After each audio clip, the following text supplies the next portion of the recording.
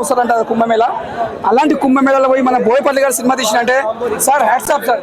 ఎందుకంటే అలాంటి అదృష్టం రాదు సార్, ఎవరికి రాదు, ఏ టైటిల్ రాదు. అది మన తెలుగు సినిమా, మన సినిమా కాబట్టి అక్కడ ఆ మూమెంట్ లో తీసి చూసినావా, హ్యాట్స్ ఆఫ్ సార్ సినిమా. మళ్ళీ ఎవరు కూడా రాదు.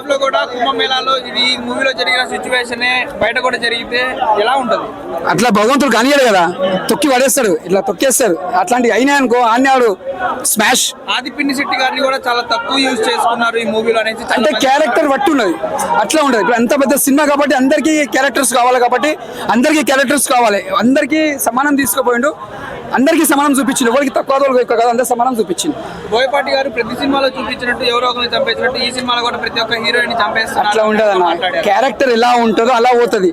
అలా చంపేయాలని కూడా ఆయన తీసుకోవడానికి ఆయన కూడా బోర్ కొడుతుంది కదా. పబ్లిక్ చూసారనుకో, నా సినిమాలో చూసిన బోర్ కొట్టాలి, ఆయనకు తెలియదా ఆ క్యారెక్టర్కి ఎలా ఉందో అలా ఉంటది. కాబట్టి ఆ సినిమా అలా సినిమా లెక్కనే చూడాలి. బాలకృష్ణ గారు ఫ్యాన్ తిప్పేటప్పుడు ఎలా అనిపించింది ఆ విజువల్స్, ఆ స్క్రీన్? చక్రం, విష్ణు చక్రం తిప్పినట్టు అనిపించింది, చక్రం తిప్పినట్టు అనిపించింది విష్ణు చక్రం. కానీ చాలా మంది జగన్ గారిని తిప్పారు అన్నట్టుగా. అది కామెడీ పట్టించుకోదు. ఇప్పుడు నేను అదే అంటున్నా కదా, ఒక భగవంతుని సినిమా కూడా ఇట్లా కామెడీ లెక్క చేయొద్దు, అది తప్పది. ఒక దేవుని సినిమా ఒక దేవుని సినిమా లెక్కన చూడాలి. కానీ ఇది జగన్ ని పెట్టుకొని అడ్డము, పవన్ కళ్యాణ్ ఇవన్నీ పేర్లు తీయొద్దు ఇక్కడ.